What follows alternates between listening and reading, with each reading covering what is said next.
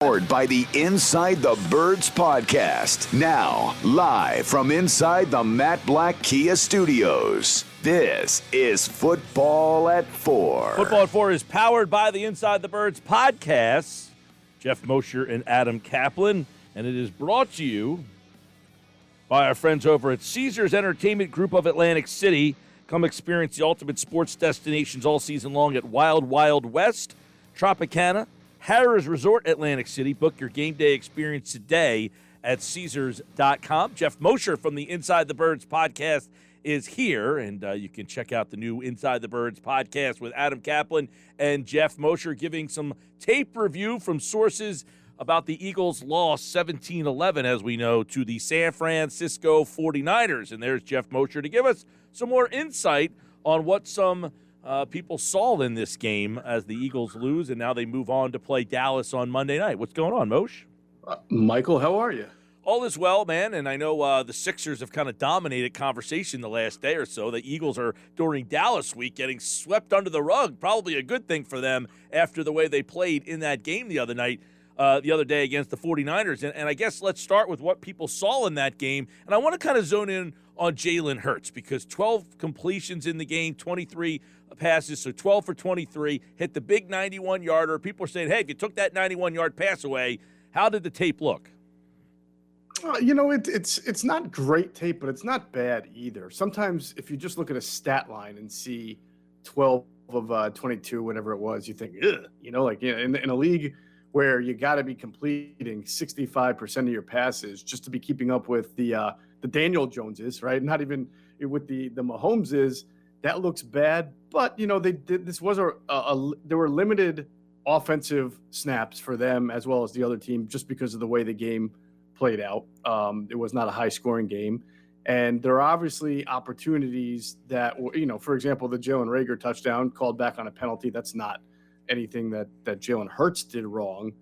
I didn't see, nor did people I speak to see a wildly inaccurate quarterback, but more so decision-making on his end. For example, there was a 3rd and 6 earlier in the game, and there was a handoff to Miles Sanders on 3rd and 6, and the run went didn't go anywhere because the Niners had stacked the box. And what seemed like a very conservative call by Nick Sirianni after further review appeared to be an RPO because the receivers ran passing routes on that on that play and did not block. So that was an RPO. So why did Jalen Hurts hand the ball off to Miles Sanders on a 3rd and 6 against a stacked box instead of throwing the ball when he had that run pass option?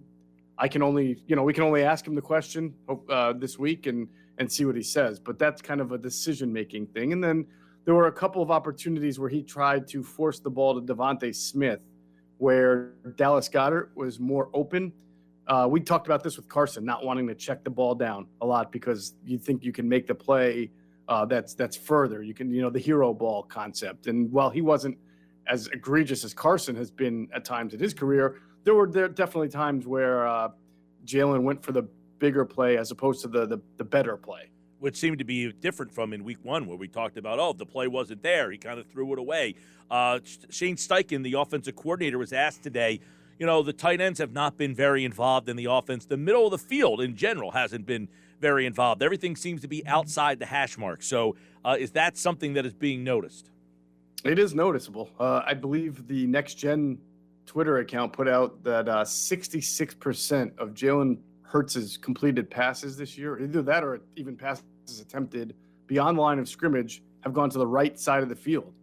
So, yeah, the left side and the middle, as you're mentioning, has not been an area where the Eagles have attacked so far. Now, we're only 2 weeks in, and speaking to some people, you can tell the defense that San Francisco played. I mean, they have great athletic linebackers, Fred Warner being one of them. They can cover that middle of the field really well. They show a lot of blitz, but what they really do is kind of like what we talk about with Jonathan Gannon here is rush for, and then those guys who show blitz drop back. So they've got the middle of the field covered well. But look, we know that the better schemers in this league, go look at it, Andy Reid, right? Travis Kelce and Tyreek Hill. We know the defenses are going to try to take them out every week, but yet they get the ball in the hands of those two guys every week and still get production. So you're going, if you're Nick Sirianni and you're Jalen Hurts, and you heard Nick Sirianni say this, that he's got to remember players over play calls, right? Which means get the ball into the hands of your best playmakers and don't necessarily worry about attacking this point of the defense all the time. It's really more about what you do well and putting the ball in the hands of the players who do the best for you. And that's, after Devontae Smith, that's Dallas Goedert really and Miles Sanders in this offense. Yeah, I know that, in my opinion, I don't know what they think, but they got two, Goddard to me is now a veteran in his third year, two dependable guys that you should be building a game plan around. The other guys should be more of like the secondary things that if they're there, go after them. It seems that they built the game plan around the young players, and the dependable guys are not a part of the game plan.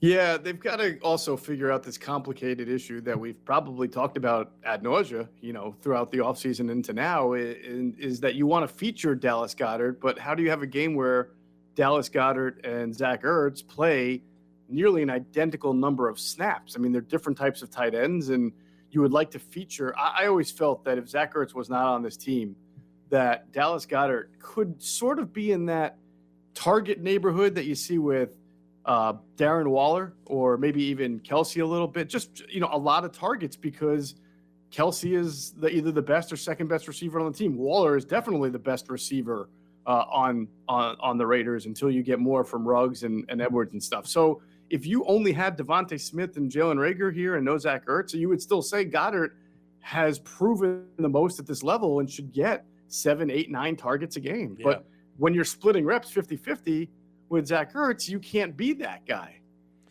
Yeah, it's a tough conundrum that they have to try to figure out, and I don't know how they get around that because it's like you can't just have Ertz sitting on the bench, right? I mean, you can't have him standing there. If he's going to be on the roster, it's almost like you have to play him. So that's a tough spot to be in. Let's, Brandon Brooks is obviously going to miss some time. We think that Landon Dickerson, he struggled a little bit, but you think that he will get the first crack to replace him because Andrew yesterday believes that they should go with Nate Herbig. Yeah, I can understand that thinking because of the experience. So you have to weigh winning games versus developing talent. I mean, you're always going to play players, young players, that you hope to develop while you're also trying to win games. But when you're talking about throwing Landon Dickerson in there, against a really tough 49ers front, and now you're playing a Dallas team, Micah Parsons is going to be out there and probably twisting and stunting and rushing from all different directions. You do have to do I believe in this, when you're in the middle of the season and you're not in camp anymore, you have to make decisions that are best for what wins that Sunday, more so than who can I develop at this point. So I can understand Andrew's line of thinking, but I do believe that you've got to give Landon Dickerson the opportunity. He's a better player than Nate Herbig when he's ready, right? So you've got to give him this week, see how he does in practice. Maybe you give a few reps to the Herbig on the first team. You split him up a little bit. But I would see how Dickerson's handling the mental aspect of the game as far as recognizing what the defense is doing. And then also physically, how he is off the snap. Is he getting beaten inside? Is he playing too high, which are some of the things that he did on Sunday. And if you feel like you just didn't see what you wanted to see with a full week of practice of Landon Dickerson, you can go to Nate Herbig because he has that experience. But I imagine that they're still going to go to Landon Dickerson. We're talking with Geoff Mosher, football at 4 here. Eagles getting ready for the Dallas Cowboys, obviously. On the defensive side of the ball, we had Baldy on last hour, and he talked about, those 2 long drives that the Dallas Cowboys had in that game. They've only given up 23 points. They gave up 17 last week, so it's hard to have a bone to pick with the defense. But looking back at the game, is there any bone to pick with the defense? It's a good question. I had a minor one that I talked about on the podcast this morning, and I even asked Jonathan Gannon about it during his conference today, and I totally understand the answer, Mike. There's no exact science sometimes. We talk about blitz versus no blitz a lot. You'll talk to some coaches, and they'll tell you, look, if you have a team that's marching down, 97 yards on you like the Niners did, or 80, what was the other one, 85 yards? 96, 95, and 87. 95 and 87. That means they're developing a rhythm and they're starting to get comfortable and they're starting to dictate what they want to do. And when that happens, it's kind of on you as a coordinator, defense coordinator, to figure out how to get them uncomfortable again. And if it's not the 4-man rush, then you may have to consider sending a few extra guys on third down, really challenging the quarterback and making him see something he hasn't seen before. But when you do that, Mike, as you know, if you're going to do that, you're going to also leave your guys open in some one-on-one situations that might not be favorable as well. And it's hard for a team to work the ball down the field 12, 13, 14, 15 plays, 85 yards without turning the ball over. So Jonathan Gannon's in the middle of this all thinking, I am getting a good front four rush. We've seen Garoppolo be inaccurate at times. He's going to make a mistake. And you know what? He did. But Steven Nelson dropped the pick. So you throw your hands up. I do think, though, that with the Eagles kind of being vulnerable at times against the run, I think Jonathan Gannon, once he starts to face these really good quarterbacks, Dak Prescott coming up, and of course Brady, and of course Patrick Mahomes, he's probably going to have to figure out sometimes where he's going to have to dial up a pressure and not always rely on the front four, because like we said with Jim Schwartz, if they know you're only coming with 4 all the time and they know you're going to play a zone, yeah, you can mix some things up on the back end a little bit to disguise, but those smart quarterbacks are going to be able to pick it apart. Shane Steichen, I think you asked the question today about philosophically, you go into a game with a game plan. It's a good question because to me, it looks like the game plan was, hey, we haven't shown that we're going to take shots down the field on tape, so let's do that. And then once that wasn't working, it was almost like they didn't have plan B. They just kept taking shots down the field, where what worked for them really well in game 1 was not taking shots down the field. So do coaches, can they deviate from the game plan once the game gets underway? Yeah, I've heard coaches say that before. In fact, I think you heard Nick Sirianni sort of admit it when he made the point to say, I got to remember players, not play calls. So I think it's easier said than done, because obviously the opponent, as we talked about, is trying to take some of those players away. And it's not like coaches don't go into each week drawing red circles around certain players that you want to attack. But you can tend to lose sight of that, trying to attack a weakness instead of doing what you do best and what your strength is best. So that's why I asked Shane Steichen about that question. And he said what I thought he would say, which is, as an offense, you really should do what you do best and then just incorporate where your defense's weaknesses are. But sometimes they're not always hand in hand. And I think you saw that over the weekend, where their weakness was going to be on the outsides with those cornerbacks, but that might not have been the strength of the Eagles to just attack from down the lines. This game is going to be very interesting because Dallas, I think Parsons is going to be a wild card because he played end out of necessity. Now they're getting some of those guys back. So when you're game planning for them, how goes it?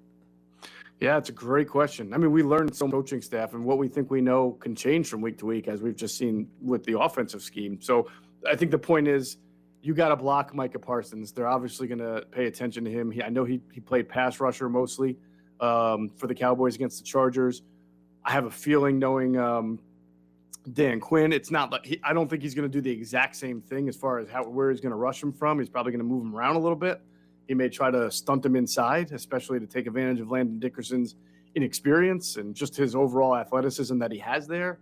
And we'll see. You're right. Dallas is getting a little bit healthier, I think. I know they're banged up on the D-line, but I think their O-line, even without Lael Collins, they still have Tyron Smith. They've still got their right guard, Martin, I believe, is back and doing fine, and their center. So this is going to be an interesting matchup. Yeah. It'll be but for both sides of the ball. Yeah, a lot of people have been kind of social media warrioring about Jordan Howard and getting, they need to add, because the run game hasn't been a huge issue, but they don't seem to have that short yardage guy. I don't know why I saw so many, hey, they need to activate Howard. Do you look at the running game as an issue early? And with Brandon Brooks out, does that change their game plan, play calling, running the ball at all?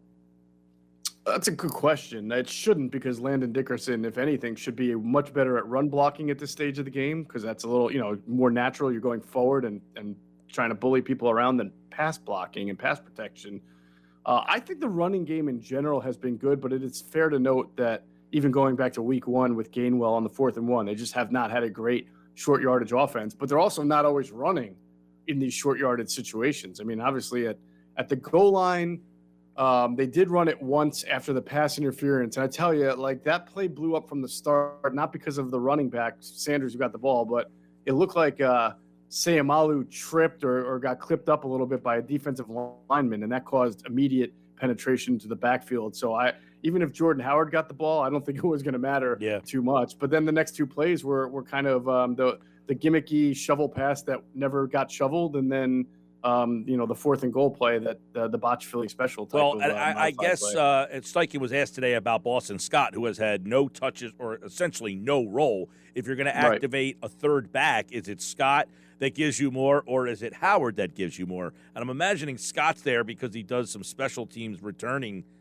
stuff, maybe. Which he hasn't really even done that. Correct. So it's kind of weird to carry someone on the 53 who you have absolutely zero use for. So and on top of that, you've got the ability to call people up from your practice squad and elevate them, no penalty, and they haven't even chosen to do that for the first 2 weeks. Yeah, that one's interesting. Well, that could be an interesting move there if they decide to go that route with Jordan Howard, and if he ends up having some sort of role that Boston Scott has not. Today, Jonathan Gannon was asked, that Brandon Graham's a tough guy to replace on the field. Did he give a clear indication of how they were going to kind of handle the snaps?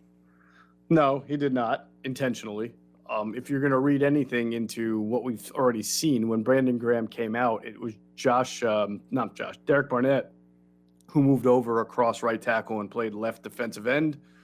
I'm still baffled, sort of, that Ryan Kerrigan outsnapped Josh Sweat in that game, and they tried to say that it was, the packages that the 49ers were running.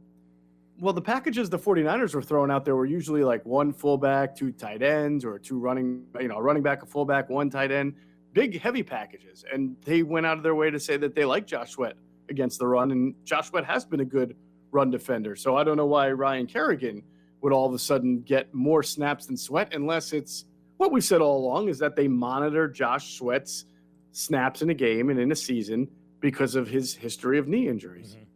Well, that'll be, another interesting storyline because they're missing a lot as a run stuffer with Brandon Graham. I don't think people, understand what kind of player he is against the run. He obviously does a very good job. He doesn't get a lot of sacks, but he does get a lot of hurries.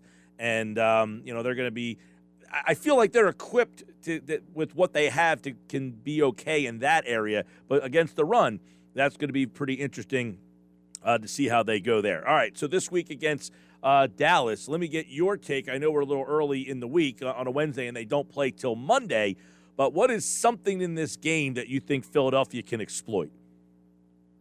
Something I think Philadelphia can exploit. That's good. Well, obviously Dallas's defense, I haven't figured out quite yet what it is. Obviously it didn't seem like it looked very good in their opener, but they played Tampa Bay.